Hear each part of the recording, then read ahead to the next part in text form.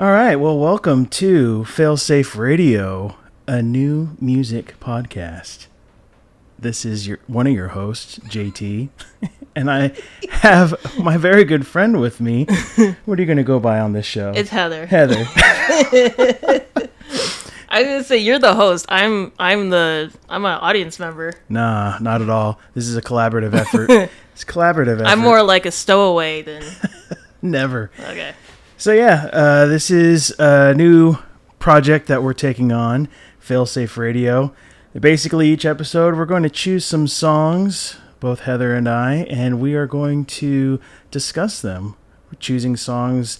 For this particular episode, we each have chosen 10 episodes that we love for various reasons, and we'll just discuss them and just have a conversation. Two friends that love music and want to discuss it. Should be fun. Should be fun. So, Heather, we've been playing music for over a decade together. Yep. On our own. Yes, we have. So we kind of love music. Mm-hmm. We kind of have that going on for us. So I'm excited for this because we get to really pick your brain, pick each other's Not much brain. there, but yeah. Go ahead. Yeah, and we'll see what comes out and what we can find. Yep. I'll be just as surprised as you. Yeah. So maybe a little background on your music. Mm-hmm. What do you play? What got you into your love of music? Just like my parents. I think we always had music in the house. Mm-hmm. So it was really always something that I was drawn to. Like that was like my favorite part of like car rides or anything like that would be listening to the radio, stuff like that. In fact, I think a couple songs on here, well, no, maybe just one song on here that I remember listening to as a little kid. Yeah. That's like stuck with me. A lot of the stuff I listened to were songs that I listened to as a kid. So I would definitely say just my parents, and they, like, I play instruments, you play instruments. My parents don't really play anything, but they always had music in the house. Nice. So it was very much like an form of entertainment for us, and form of like, family and stuff like that. So I think that was really, what that was all about. Yeah. That question answered your question. Yeah. Nailed it. Nailed it. See, there is something in there. But yeah, that's awesome. Yeah, same for me. Just always enjoyed music and appreciated music. My parents never played instruments, but they were always playing songs and CDs at the time. And one song on my list, I have a vivid memory of when we'd buy a CD and we'd get a blank cassette tape and like record from the CD to the cassette tape to make mixtapes. And I have a vivid memory of that. So just stuff like that. And as I've gotten older, learned to play and sing and whatnot. Just kind of sharing that love of music with family and now friends as we've gotten older. So it's pretty cool. So yeah. All right. So like we said, this is Failsafe Radio. We've got Heather and JT here. Each of us has picked 10 songs, so a total of 20 songs. And with each episode that we do, we're also going to have a corresponding playlist for you to enjoy. And you can either listen to it along with us, because we will be listening to it in our in-ears as we discuss. Or you can listen to us talk and then listen to it after, however you want to do. But yes, this is meant to go along with the playlist that we create for each episode. So without further ado, let's dive into our first song, which is Love Come Down by Evelyn Champagne King. This one is one of Heather's choices. I love this song. Yeah? I love it too. Yeah. Just great. The intro, like it had me at the intro. Yeah? No drums in that, just the guitar and the little it's ding, ding, ding. Yeah, it's just like a classic melody with this little synthesizer keyboards going on. So what are some notes that you've got for this song? Just that great mix of the electric guitar, the synth, the piano, the groove of it pretty much just repeats throughout the entire song. It's just like I said when we were talking about this earlier, I don't have any great insights really into it. Oh, that's awesome. But like for me, this song is I'm sitting poolside with a nice tasty adult beverage, just relaxing and just feeling it. You know what I mean? Like that's what this song is to me. Oh, that's spot on. on my notes, I have the instant keyboard or instant iconic keyboard synthesizer melody. There's a point in, I think right before the chorus where she goes do do do do do, and it's like those are just spot on. Yeah. I think it's actually right here that do do do do do do. Yeah, that one. But then I also put in that this is a backyard party or barbecue staple. Yep. Like if you have a pool in the backyard, you've got some meat on the grill, and I'm about to do a cannonball into the water. This is my soundtrack. That's awesome. Yes. But it's pretty cool. This song came out in 1982, and it reached number 1 on the Billboard Black Singles and the Hot Dance Disco chart. So that's pretty awesome. It reminds me, that's what I wrote on my notes too, V101, old school. Yeah.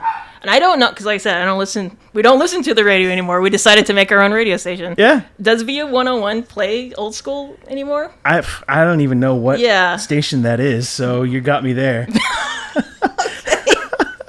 V101, I hope. It's very old school. Jonathan doesn't know it. So old school that I've, like, what is radio? Radio? Yes, classic song. Yeah, great song. Any other notes you've got on that one? No, that's it. All right, awesome. Let's go to the next song, which is my first choice. Take On Me by H.E.R. I love this song. I feel like this is quite possibly the best song to come from the 80s. Instant, memorable keyboard synthesizer line, and just an upbeat, happy, good song. But then if you listen to the lyrics, it's kind of like there's a little bit of depth there. It's like, take on me, take me on. It's like a great summer song that's also a great soundtrack to the beginnings of a great love story or relationship. But you've got Paul's falsetto, and I feel like this is one of the songs that is up there with Don't Stop Believin' and Bohemian Rhapsody for greatest sing-along songs. Yes.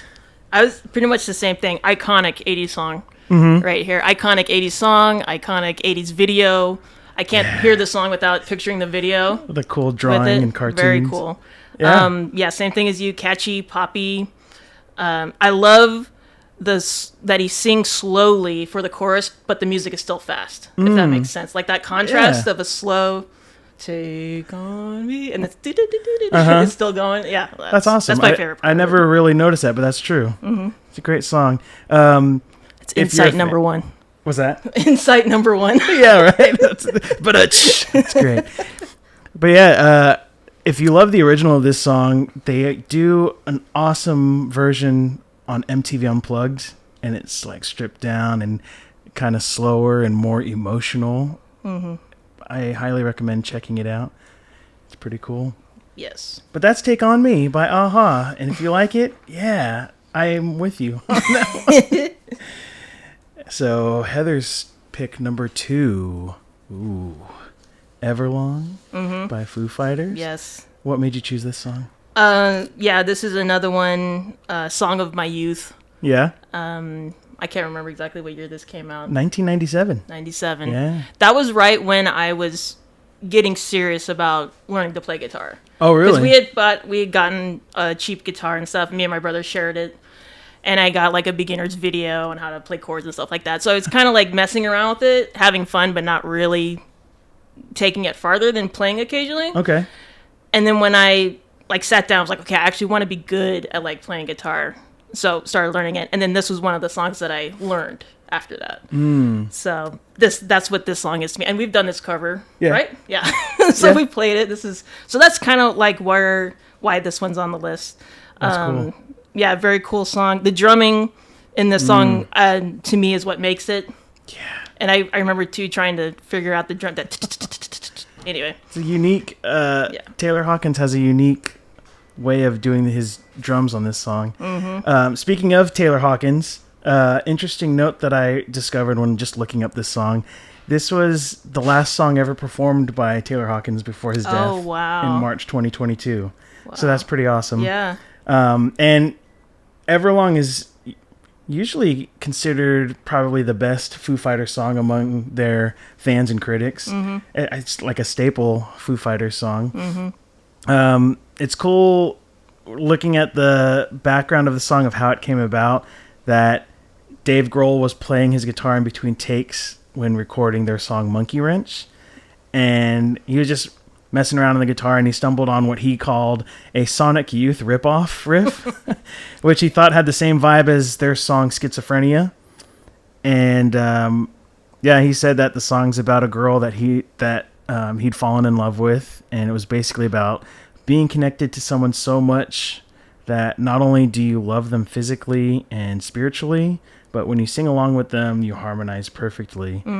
So, yeah, I've always loved Foo Fighters' way of build in their songs, and this is a great example of their way of doing that. And you take away this, I feel like this song, you take away their lyrics and just listen to the music, it still tells a story of just intense urgency. Yeah. So I love it. Very cool. Yeah. So that's Everlong. A staple for any Foo Fighters fan, especially if you've never listened to Foo Fighters. I would definitely recommend that one if you've never listened to Foo Fighters, for sure. So my next pick is Someone Saved My Life Tonight by Elton John. Great pick. It's funny because I picked this song solely because of the nostalgia memories that I have with it. For some reason, it just always makes me think of my dad, and I always just hear him singing it, whether it was like on a car ride or just at home. Anytime the song would come on, he'd sing it, like every word, every melody. Sometimes not so great, but we love him for that. What'd you think of this song? I think it's an awesome song. Classical feel, also with blues, like that mix. Something about it reminds me of classical music. I think maybe the progression of it. Yeah. Unique chord use or choices. That catchy, that piano riff. Bum, bum, bum, bum, bum, bum, bum, bum. Love that. And then the serious lyrics. And I didn't know what this song was about. Me either. We both, what's this song about? I'm like, oh my goodness. Yeah, when doing research, the story behind the song, long story short, it's inspired by Elton John's suicide attempt in 1968 before he was famous. Yeah. It was considered a half-hearted attempt because he turned the gas stove on, laid it out on the floor, but he also opened the window, so it made it ineffective. But so the someone that's referred to is one of his friends that found him and helped him out of that situation and made it even more intense just listening to it. But yeah, the piano, like you said, the lyrics, the vocal delivery, it's just great storytelling. Yeah. And I don't know if you call it the B section or just the alternate melody when he's like, someone save, someone save, someone save my life. It's like, you have a great song and a great chorus, but then it like turns it up to level 12 at that point. Yeah, this is it's one of my favorite songs. It's a great one. Prima donna, Lord, you really should have been there sitting like a princess perched in her electric chair. Wow. Yeah, for sure. That's a memorable line. Yeah, definitely. All right, so your next pick, Heather. This is a good one. This is a good one. It is Let Me Let Go by Faith Hill. Yes. Who? What? Faith Hill did a song called Let Me Let Go? Country royalty, in my opinion. Like, I'm not a huge country music person, but there's certain names that there's respect in their abilities. And Faith Hill has one of those voices that you just have to take notice. Yes. She's got such a way with her vocal delivery. So why'd you choose this song? So, yeah, I had totally forgotten about this song. I remember listening to it when it was released. I think it was 98 it was released. Thought it was a great song. Totally forgot about it. And I had just recently went on a classic country music bender. Oh, nice. Which for me, classic country is 90s country, like specifically because that's when I listened to it. And then we got cable and I found out MTV and there's other other was hoping songs you'd mention besides this. country. Yeah, I was hoping you'd mention that your connection with country, and It's very specific, yeah, but it's very much like in like my roots, because when I write, I basically write country music when I write. But anyway, I totally forgot about this song. Went back and was listening to some stuff, and was listening to some of Faith Hill's albums, and this came up, and I was like, oh yeah. I totally forgot about this. This is so good. I love that it, and this is the thing too. It's a country song, but it doesn't really sound like a country song to me. It starts out that way. Yeah, but then it has country elements, like the lap steel or whatever you call that. Yeah, steel guitar. Yeah, steel guitar. Yep. But I picked up on that too. Yeah, and then beautiful harmonies. And who was it that sings with her? It's funny because this was one of the songs that I didn't know from your list, and when I was listening to it, I was like, that sounds like Vince Gill in the background, and I looked it up, and sure enough, Vince Gill. Awesome. I had no idea who it was, and I was gonna look it up, and then you texted me. I was like, I don't even have to look up stuff. I don't have to use Google, because Jonathan will just text me the answers. If Heather doesn't know, usually I'll know, and if we both don't know, then it's just bad news. Yeah, it is. Exactly. It's a great song. And like I said, Faith Hill, incredible singer. Yeah. And I feel like this one is a, I want to say a diamond in the rough, but it's just one. It's lost. It was in the Lost and Found. It's weird because I feel like it was a successful song when I looked up the what do you call it, the credentials or whatnot. But it's not one that I had ever heard before, and so I'm really glad you chose this because it's a really good song. And even when playing it for my wife, she's like, I don't know who this is, but I like it. So hopefully, everybody listen to it. Give it a spin, because really good. And I think that's off her third album. I wouldn't know. You would know more than me. It's a really good album. I loved the line, if this is for the best, why are you still in my heart? Are you still in my soul? Let me let go. It's a great, well-written song. And the way that she sings it and the way her voice goes with Vince Gill's voice, it's just butter. Perfect, yeah. Yeah, I loved it. Great it was song. a nice surprise. That's kind of why this is like the only one that's like, I guess, an oddball choice. And it's just timing, because that's what I just happened to be listening to, and we were talking about putting stuff together. So, good stuff. Home run on that one. Woohoo! Next, we've got Stars by the Cranberries. This was one of my choices, and it's cool because in high school, end of junior high, I went through a phase of like 90s alternative rock, and Cranberries was definitely one of the bands that I became obsessed with. And I'd go to our local record store, and back then there was no streaming, so if you wanted to dive into a band's catalog, you'd have to go and buy their old records.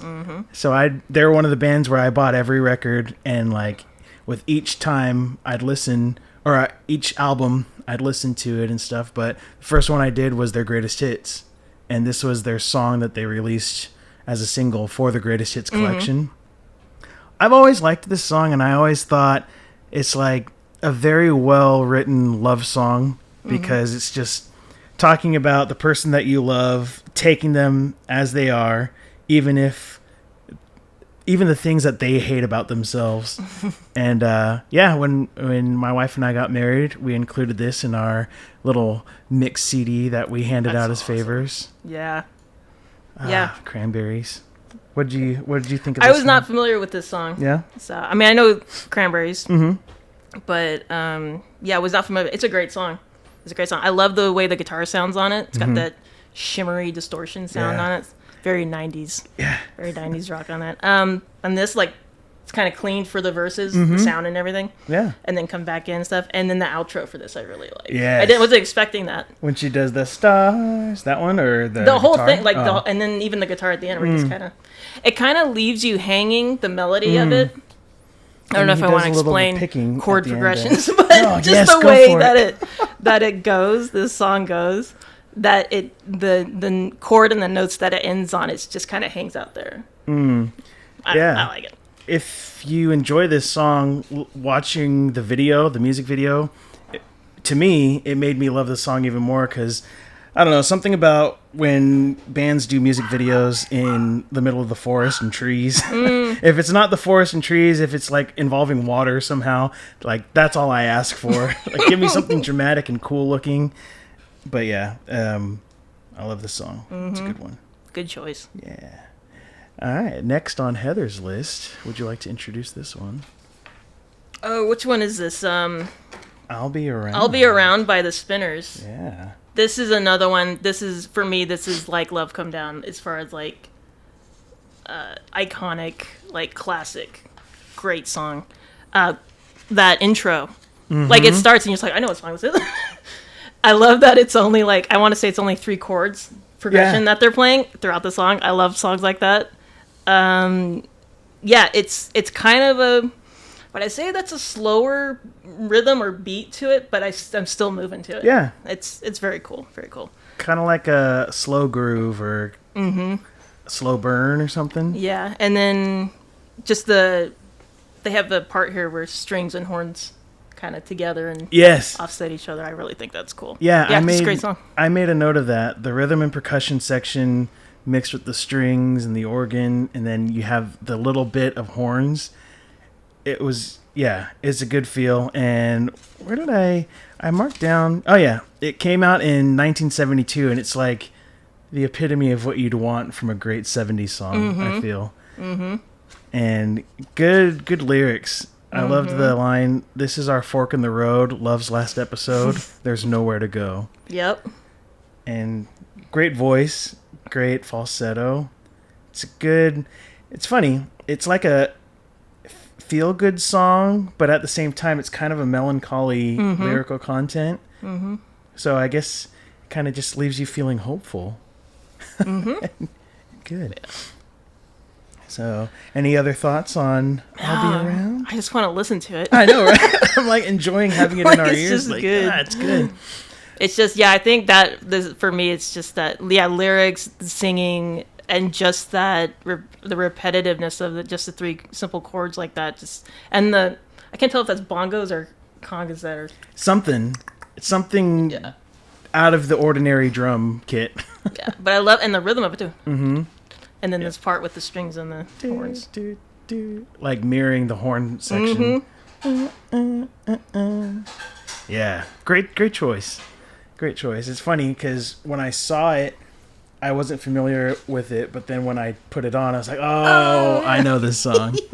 Awesome. I love that kind of stuff. All right. Next from my choices, we've got a good 311 song, Hey You by 311. This came out in, I want to say 2008. Yeah, pretty sure I was 18 when this came out, and came out during the summer. And I picked this song because when thinking of lyrics to write, or like, my love for music or whatever, a lot of times I end up just being like, I'm just gonna write a rip off of Hey You, because it's like you listen to it and it's a love song, but then at the end you realize he's talking to music and how much music has helped him, has never abandoned him, and has just always been there. And it's like, that's great. Love it. Great, cool, upbeat rock feels, but then a little bit of the reggae feel. And then 311's awesome. I love them. I know 311, but I wouldn't say I was like super into them, but not that they're like a bad band, not anything like that, but just hadn't gotten deep into the music and stuff like that. This song is very good, groovy. Love the guitar riffs in it. That again, that switch between clean and distorted. It's really cool. I love the reggae influence on it. And the content, the appreciation song, that was really cool. And just, I don't know, we're playing these songs in the headphones, and I just want to listen to them. I don't have much to say. I know, it's great. I was like, it's just good. Catching myself off guard, just enjoying the music, and like, oh, we're recording and we're talking. We're supposed to be talking. Otherwise, it's just long periods of silence as we listen to the song. But yes, that's our plug-in to encourage our listeners to download, stream, listen to our playlists that go along with our episodes, because then you'll be having such a good time with us. Mm-hmm. And you'll be able to understand where we're coming from when we're just like, You can join the party. Yeah. Join the listening party. I mean, and that's, look, even just right now, it's like the perfect segue. We hear the music just kind of slowed down, and they're in their dreamy state for their bridge. Anyways, I digress. But next is another Heather choice. Oh, yeah. Radiohead, High and Dry. It's a great song. Such a great song. We've covered this song, too. Heather, your thoughts on why did you choose High and Dry? What do you like about this song? Acoustic guitar. I'm a sucker for songs with acoustic guitar in it. It's so fun to play this song. I would, if you asked me, Heather, play a song, I would play this song first one. It's a really cool guitar riff. Yeah. And I feel like a broken record player on some of these songs, because the rhythm choices on this song, the way that he plays the guitar is kind of unique. Mm-hmm. In a good way. Yeah. I love this song. Tom York's voice, his falsetto. Yeah. How could you not feel something when he's singing in his falsetto, Don't Leave Me High and Dry? Mm-hmm. It's very fun to sing, too. It is. It is. And I think we harmonize on this one together when we do it, right? Something like that? Allegedly. Something. We try. And then I'm going to say this might be controversial, some people, but this song's better than Wonderwall. So. Oh, yes. I'd have to wholeheartedly agree. I love Wonderwall. I love Oasis, but High and Dry all the way for me. All right. And that's why we're friends. That's right. Yep. Half the listeners are like, nope, they just turned this episode off. I thought it was interesting. Do you know, when did this song come out? Do you know what year? Nope. No? I thought it was interesting when doing research that in a 2007 interview, Tom York actually stated that he didn't like this song. Mm-hmm. And he said that it's not bad, it's very bad. And then he actually stated that they were pressured into including it on the album, The Bends. Well, I can see why, because it's a hit. It's definitely, I think, yes, it's not like out there, like super creative. I don't think. I think it sounds like a good classic acoustic song to me. Mm-hmm. But I could see how somebody who's like a true artist would not, because it's so appealing to everyone else. Like one of those things where everyone loves it so much, I don't like it. Yep. That's interesting. It's funny because, I mean, have you ever felt like that about a song that you've written? I don't know, not off the top of my head. I'm trying to think. I don't think any of my songs are good. Oh, I'm like your biggest fan though. Like everything you send and write, I'm like, oh. Yeah, I don't know if I come ever up with this, and you're like, it's only 2 chords. Like, what? If I ever have Tom York's problem, I'll let you know about hating a song that's been incredibly successful. That's true. I'll let you know. I'll get back to you on that one. I feel like that would be a good problem to have as a songwriter. That's great. I'm just gonna let this song play for a few more seconds because the guitar solo just ended, and now he's in my favorite part. It's the best thing that you ever had. I think that's what he said. Mm-hmm. I love it. Okay. Now we're going into some different territory. We've got Velvet Rope by Janet Jackson featuring Vanessa Mae. This is the song that I was referring to earlier, where I have a distinct memory of my dad sitting next to the stereo playing the CD, but I don't know what the process was called, but ripping it to his cassette tape or like bootlegging it back then. And I just remember, I want to say it was because he liked a few of the songs, or he was just making a mix CD or a mix tape for my mom, because at the time we only had tape cassette players in the car. Mm-hmm. And so like this is one of the songs that I vividly remember on that tape. That's very cool. And I always like, anyone who knows me knows that I like dramatic music, and this is a cool dramatic pop song, and it's just very visual, in a way that you can hear it. I don't know if that makes sense, but when you listen to it, you can just like picture epic choreography and like stage props and just a cool show. And then, it's just talking about we all want to feel special. We have that special need within us. And Janet Jackson has such a cool tone to her voice. She may not be a Whitney or a Mariah, but there's something to be said about her vocal tone. And it's like whispery but smooth and sweet. And I like this song. I just got very long-winded on this song. Yeah, you're right. Yeah, her voice is incredible. It's very clean. Like, I don't know, like that's what I'm getting from it. I wasn't not really familiar. I'm familiar with Janet Jackson, but not really with this song.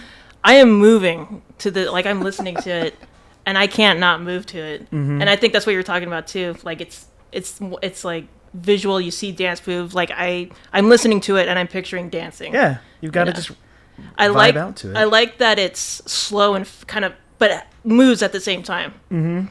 Which is kind of like a recurring thing with some of the songs. Like it's not super fast, but you're still moving to it. But yeah, her singing over is just like fantastic. So. Yeah, and one thing that's cool about Janet's music is there's always just like the underlying instrumentals, but then you have just interesting added audio clips or sounds. Like you have that and like right there is that a violin. Yeah, you've got but it's Vanessa kind of Mae distorted playing, sounding. Yeah. It's very Vanessa Mae's playing the violin, and then later on in the song she does the violin solo, but then it morphs into a sounding like a distorted guitar, and then you're like, what am I listening to? Let me see if I can pull up that part because it's just really cool. Yeah, right here. And it's just the violin, but then it's almost like, is it a siren? Now, is it a guitar? Like, what are we doing here? And then you've got the beat that starts coming in subtly. And, and it's like morphing. Just a very cool choice, I think, in where this song went. And, I'm all about the dramatics, whether it's dramatic lyrics, dramatic instrumentation. Paint me a picture musically, and I'll be happy. And this one definitely Look does. at me, Jonathan. It's just the snare going, and I gotta move to this song. That's awesome. I'm moving. Like I just swaying over here. Thank you, Janet. Very cool. Great song. Now we're going to take a left turn, another left turn for Heather's next pick, Patsy Cline. Whoo. She's Got You. This song's gonna make me cry. This was another one because like I said, I was recently listening to some country music, and Patsy Cline, hands down, for me, most influential country singer, basically female singer. That's so awesome. That I know. My mom loves Patsy Cline, so we would always have Patsy Cline. We would always have that CD in the car when we go on like road trips and stuff. She actually has a funny story about me singing a Patsy Cline song as a little kid. You'll have to ask her about it. Oh, I was like, we're gonna get an exclusive on this episode. But if you know her, ask her about it. Mama Miller, please share that with us sometime. Her voice is incredible, absolutely incredible. So much feeling and depth in it. Again, this song doesn't sound very country to me. It almost sounds like maybe a Frank Sinatra kind or like one a of doo-wop those. Station. Yeah, something like that. So great song. And then when she sings the part, the only thing new, says the only thing different, the only thing new, and with the way her voice sort of strains there when she says it, that like gets me every time. Yeah. So that's all I can say about this song. It's just incredible. She's incredible. My notes on this song was just so limited because I can't write and listen to this song. This song is just one of those that requires your attention, I think. And I put, this song wins lyrically. It's just heart-wrenching. I've got your memory, or does it have me? I've got your records, but she's got you, or something like later on she says. great songwriting. And just when I hear this song, it's just such a classy song. Mm-hmm. And it's like she's working through her heartbreak, but not in a way that she's going to cause drama or like cause issues. It's just like, it is what it is. I'm getting through it. Mm-hmm. Great choice. This might be, if I had to pick, this was probably one of my favorites of your Awesome. list, because it just caught me off guard. I was like, she's got Patsy Cline on this list, and like I didn't expect that. I kind of expected Faith Hill, like something along those lines, but Patsy Cline, bravo. Way back. Bravo. Going way back for that one. Hats awesome. off Well, to that's cool. Now you've learned something about me, because I know that, because I've got another artist down there that I absolutely love, and now you know that I have two of them. Yeah, Patsy Cline. It's awesome. We'll have to discuss more offline. You can hear that story. All right. My next choice is All Around Me by Flyleaf. And it's interesting. So Flyleaf, I think it was 2005. And Flyleaf is one of those bands, for me personally, is just like in my skin, in my songwriting blood. Just something about their style of songwriting, both lyrically and musically, it's just so infectious. And it just, again, kind of like in the same realm as Patsy Cline, when I hear a Flyleaf song, but especially All Around Me, it like makes me stop, and like I have to take a moment to just be like, it's Flyleaf. But All Around Me, this one's cool because for me, it was always just like a true love song of just being fully in love with that person. And when I was dating my wife, when I'd go out to drive and hang out in her neighborhood, in her area, every time that I'd leave, I'd play this song. So like I always think of us and our dating days, and and really cool that after 11 years Flyleaf is reunited, and I'm so excited. I couldn't be happier. So, yeah, incredible song. Yeah, Incredible what do you pick. think of this? Rock music, awesome rock music. Like, I love the that sort of the subduedness, dude. That the verses is kind of subdued and then come back in there with the chorus. Yeah, Love it. Love the guitars on this. I really like that break towards the end where it kind of picks take up. my hand, I give it yeah, to that you. part, and it Yeah. kind of changes, and you're like, whoa! I'm kind of getting goosebumps talking about it, just because I don't know quite how to express everything in my head right now, but I'm definitely feeling. Like that's the thing about stuff. there's music, is it makes you feel like.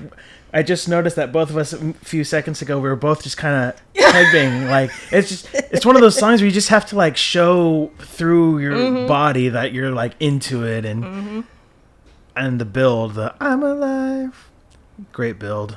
Yeah, Flyleaf. And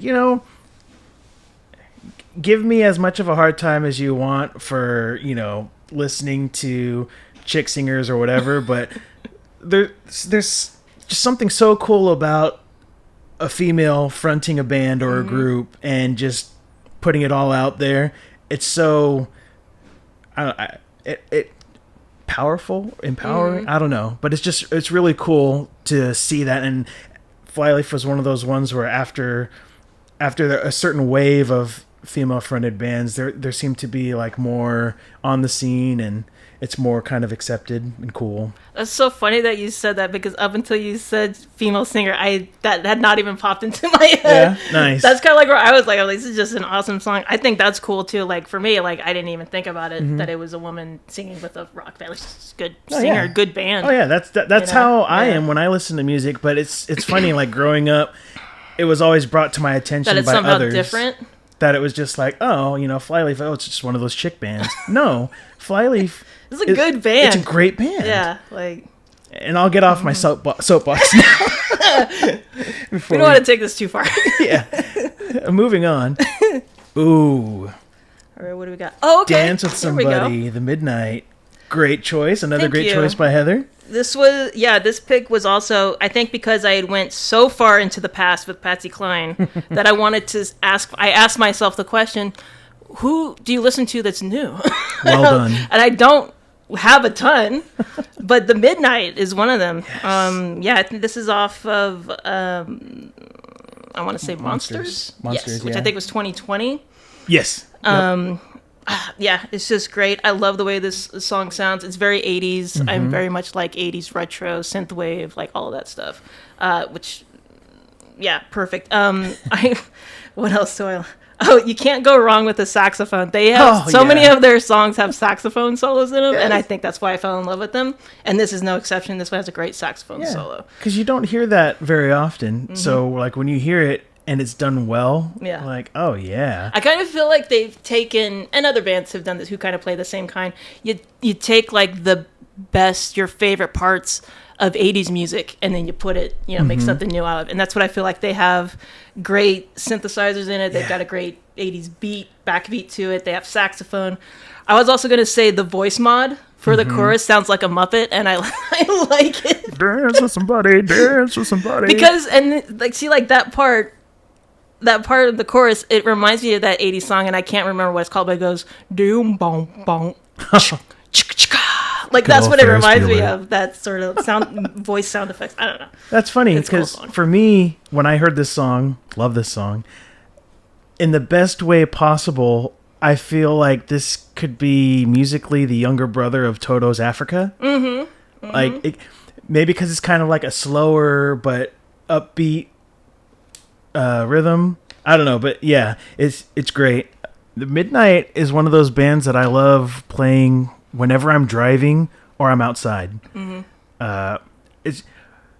I find that the Midnight, for me, their music is very therapeutic. I don't know if it's the music or the way that they sing or just all of it, but like, yeah, if I'm feeling down or I'm feeling in a good mood, like the Midnight's a good band to just put on. Oh, there's the saxophone. So great. Played by Danish saxophonist Thomas Edinger. But yeah, Tyler from The Midnight, he said about the song that Dance with Somebody is essentially telling the shy kid in the back of class not to put up too many barriers and to take off your armor. Sometimes it's Friday night and you just can't help it. You have to go dancing. Mm-hmm. Great. Mm-hmm. Great song.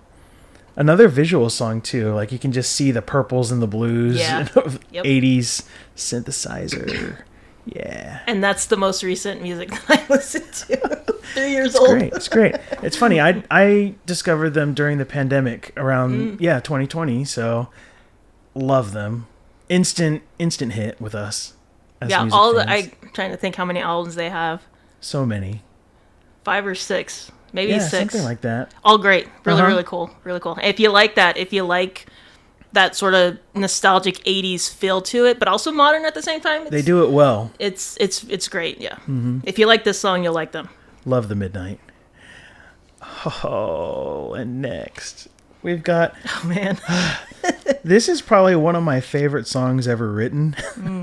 I've got a good, like, top 5 that rotate on which one's my favorite, but The Best Deceptions by Dashboard Confessional, one of the first songs I think we learned together. Mm-hmm. And all it is a vocal and a guitar. But, man, one of the best breakup songs, I think. Like, up there with Someone Like You, Adele. Chris, his vocal delivery is on another level. The way that he can express pain and longing. Yeah. What do you got on this one? The harmonies are incredible. It's beautiful. Yeah, this song, so I don't think I was familiar with Dashboard Confessional until you were like, hey, you want to learn this song? Yeah. And I appreciated that, just from playing guitar, having to change the tuning of my guitar, figuring that stuff out, trying to figure out the song. That's right. It's in a unique tuning, right? It is. So that was kind of different for me, and it kind of got me then into figuring out, like, kind of playing stuff, like writing my own songs in that tune, which is very, very rewarding. Is this the song when we'd play shows and we'd include it on our set? Is this the one where you'd have a guitar set aside? Yeah. In its own tuning? Yes. Yeah. Yeah. That's cool. So, what my notes down here, let's see if I can show the camera. Crying. Yes. Yeah, it is very cool. I love, like, that, you showed me this song. Because it's an incredible song. So, great song to cover, alternate tuning, beautiful harmonies. I think I covered it all, yeah. It's epic. Yeah, and then it changes up in the bridge at the very end. I'm waiting for blood to flow to my fingers. I'll be all right when my hands get warm. Ignoring the phone, I'd rather say nothing. I'd rather you never heard my voice. Mm-hmm. You're calling too late.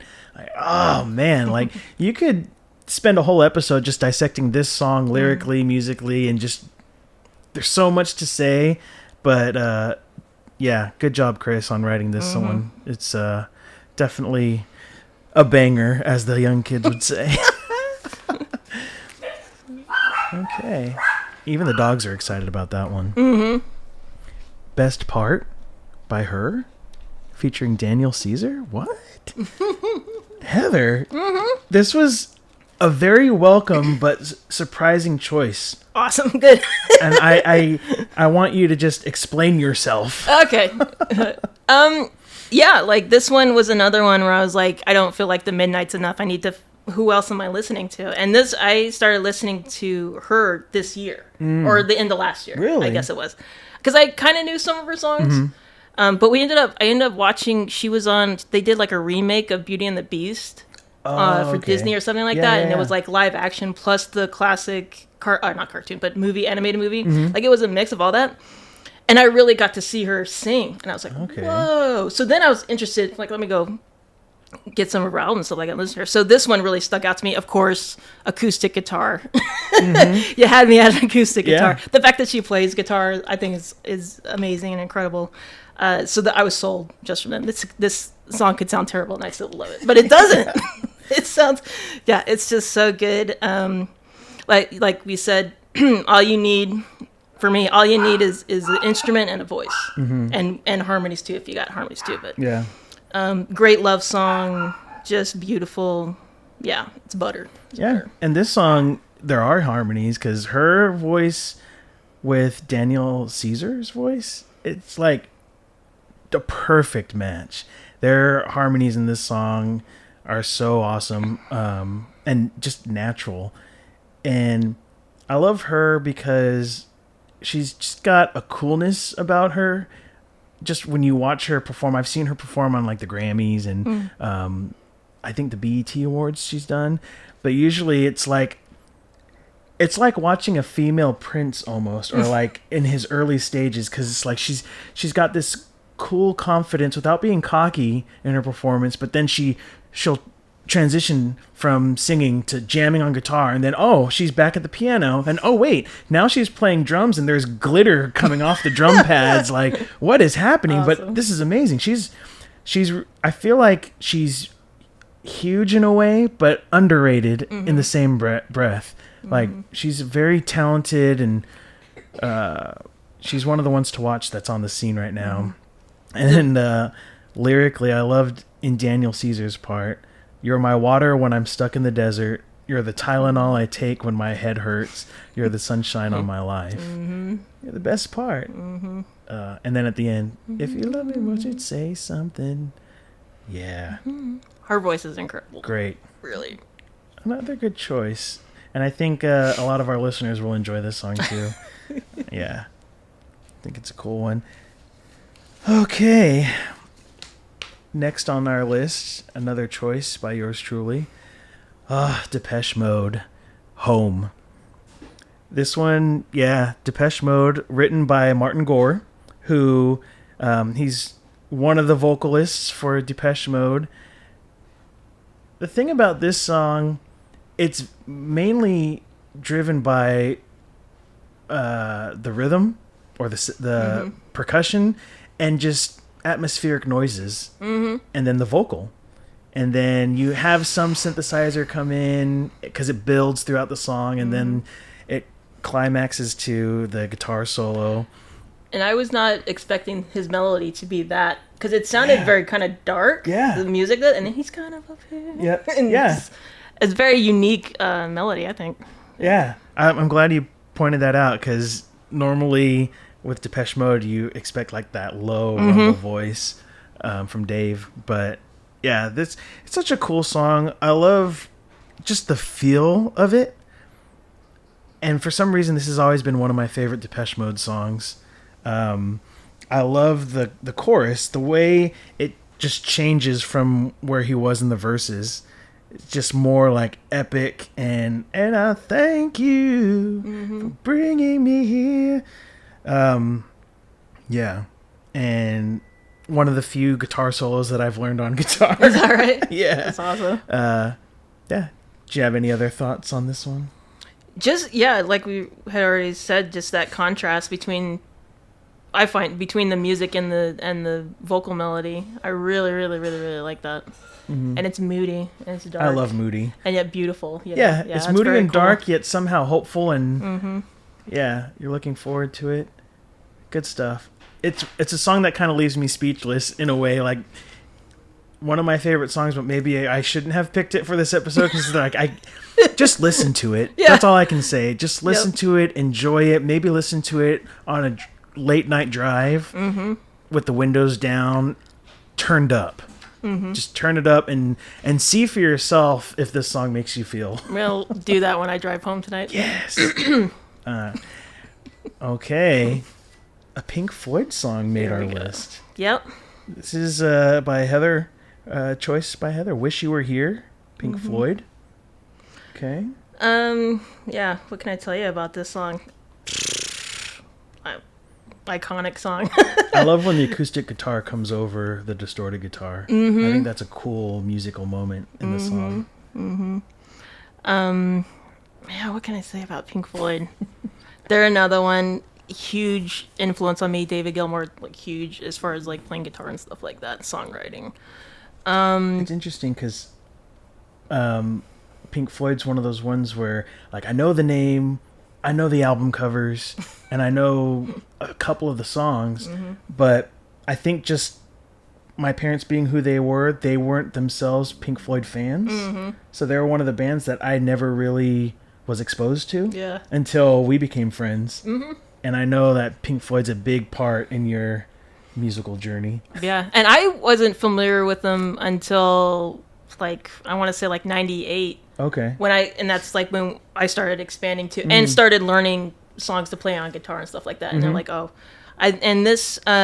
Wish You Were Here album that this song is on, that was the first Pink Floyd album that I actually heard. Because I was familiar with Money, the song Money, and Comfortably Numb, and like all those ones. Yeah. Another Brick in the Wall, something like that. Like, oh yeah, Pink Floyd. Yeah. But that album that this song is from, I love. That's like my favorite. They're all incredible, but that was like the beginning for me. So this song really stands out for me. And yeah, the lyric, we're just two lost souls swimming in a fishbowl, year after year, running over the same old ground, but have we found the same old fears, wish you were here. So we must be friends, because those are the lines that I put down too. Like, cool. Great lines. Do you remember what caused you to kind of look into them? It was, I think, they're different. Like I was saying before, with David Gilmour, to me, like, his roots are like in blues music, and I really, really like blues music too. Like, I'm not at all a blues player. I can't play licks or anything like that, but I'm very much drawn to that style. And so I think that's kind of what drew me in. Their sound to me is a bit like experimental blues music. Okay. It just has that. I could hear that. That structure in it or something like that, especially in the way he plays. So that's kind of really what I was drawn to. And then, of course, this song, like I said before, acoustic guitar. I'm a sucker for acoustic guitar, so I can't help myself. It's just awesome. You give her an acoustic guitar and a good melody, we're set. You're set. Nice. Yeah, those are, you brought out my main point was just that the lyric, the line, we're just two lost souls swimming in a fishbowl year after year.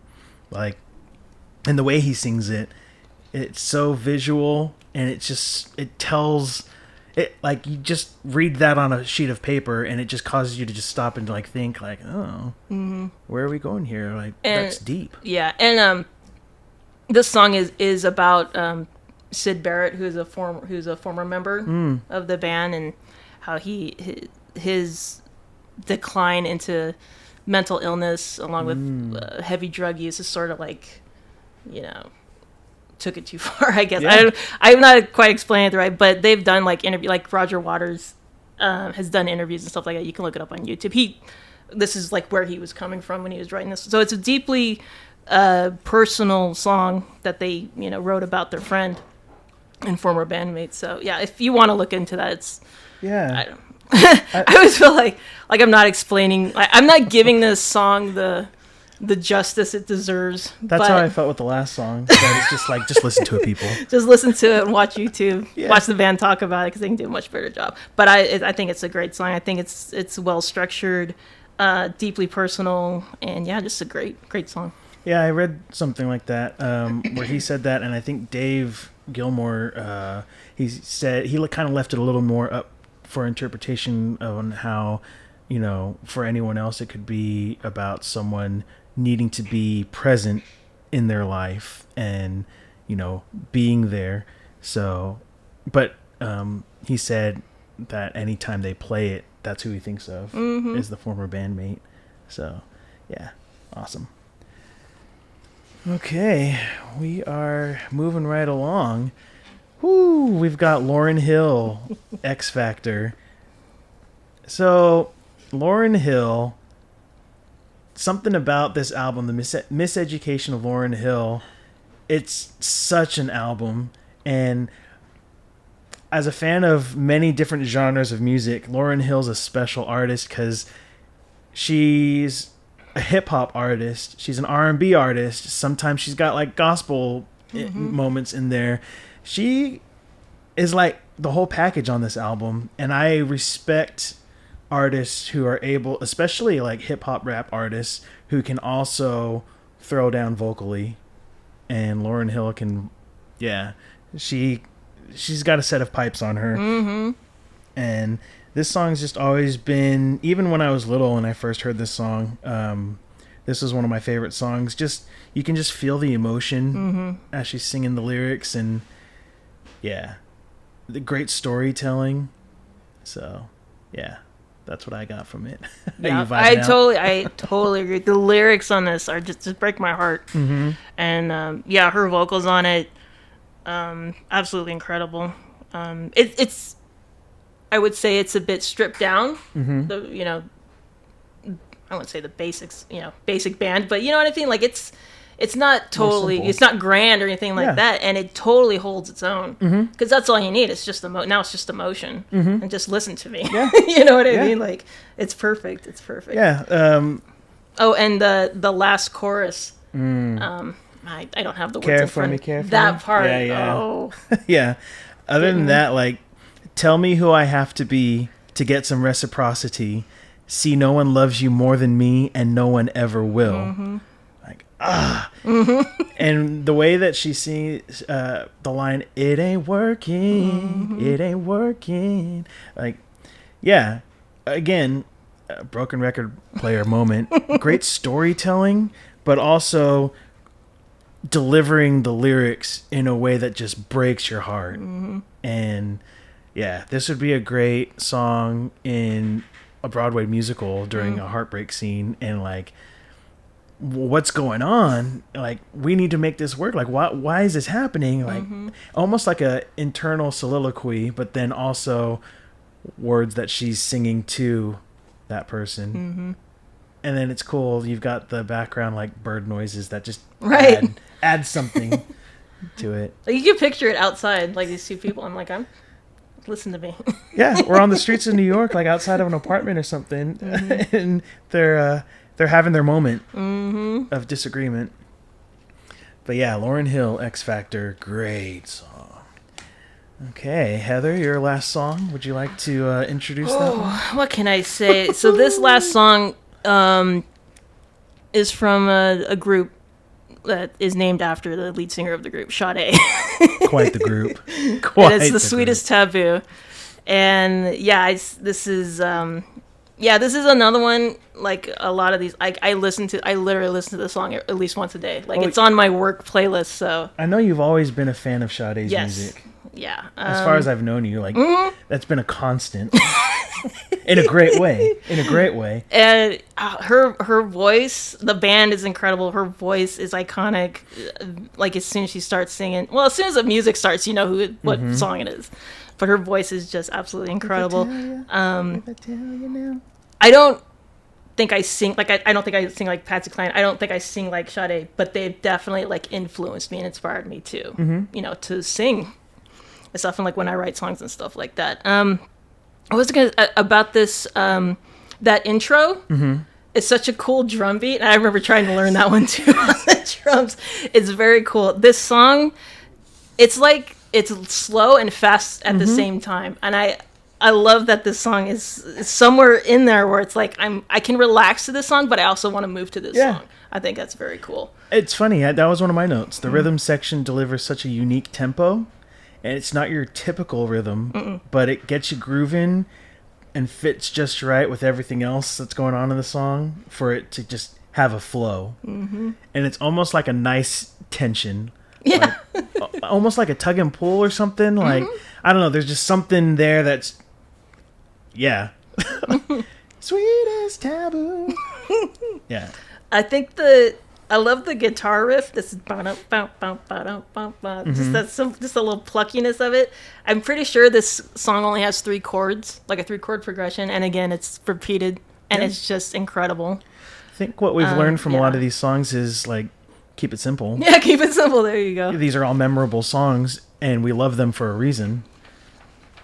Go ahead. I interrupted you. No, that's pretty much it. I just want to listen to the music. Yeah.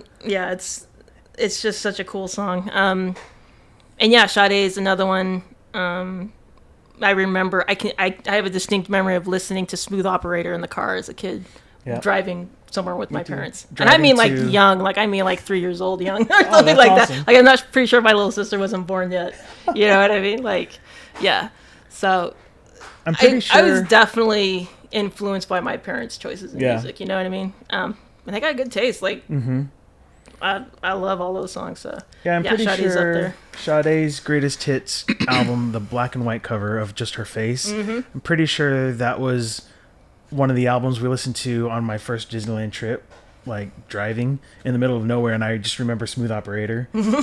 And like I remember that and Kool and the Gang. Oh yeah. Vividly. Yep. But yeah, it's funny. Sade was one of those groups that I always loved their music because my parents always played it around, but it was always like this. For some reason, Sade was one of those ones that's like, oh, that's my parents' music.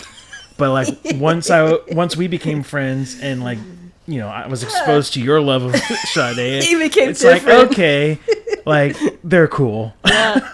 Yeah. And then you like, I don't know, I think you were telling me like if you've never watched any of their live performances, you need to.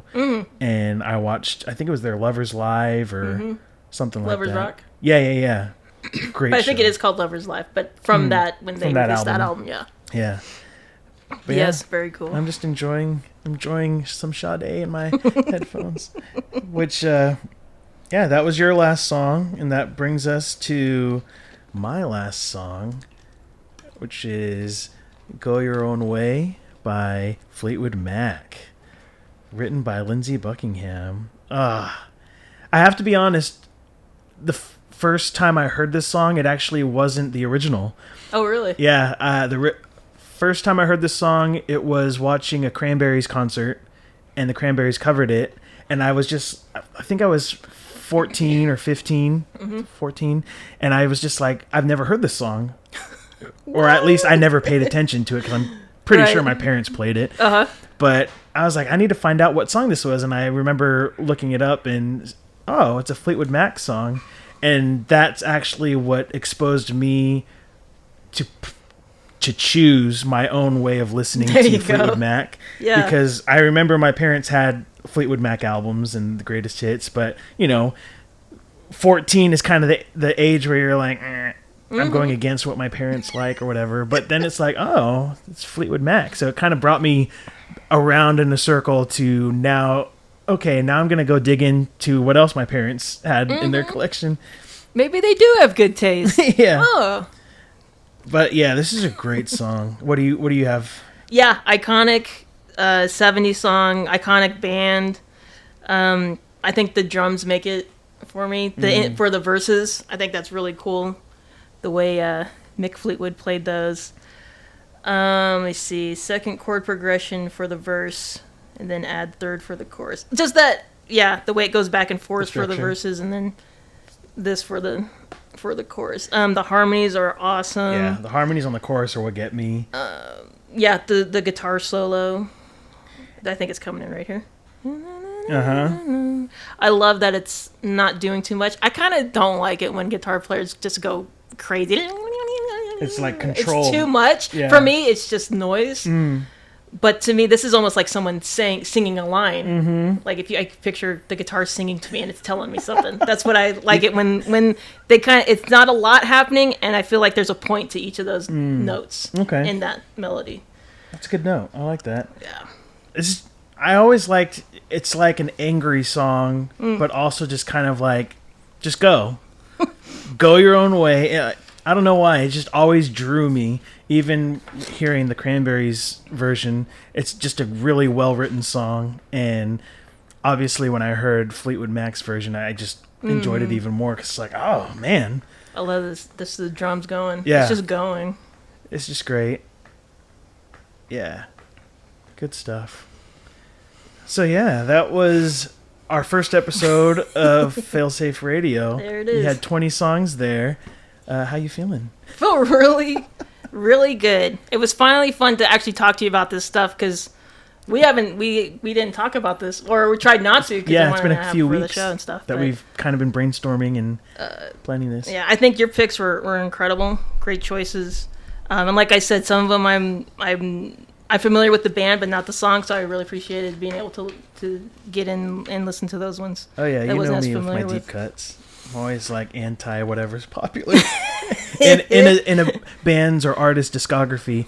That's what really gets me to appreciate and respect their artistry. Is like, all right, yeah, that's cool. What has made you popular and what everyone knows, but like, what are your deep cuts? What more do you have to say than the hits? That's what draws me in. So that's cool. But yeah, I was very impressed. I knew that your 10 songs would be fire, but I was just like you didn't know you'd surprised. Get burned. Yeah, I wasn't expecting to be a piece of toast Kinda all over? Yeah. by the end of this. Yeah, it was great. Awesome. But yeah, so thank you for listening. For those listening, hopefully you can tune back in when we get episode 2 out. This is planning to be a monthly podcast. That way you have time to fully listen to and digest the songs that we've selected specifically for you. And yeah, this has been Failsafe Radio. And if you like us, click that add button, subscribe, and add us onto our social platforms. And thank you for your time. Thank you for giving us your ears. Thank you very much, guys. All right, we are out.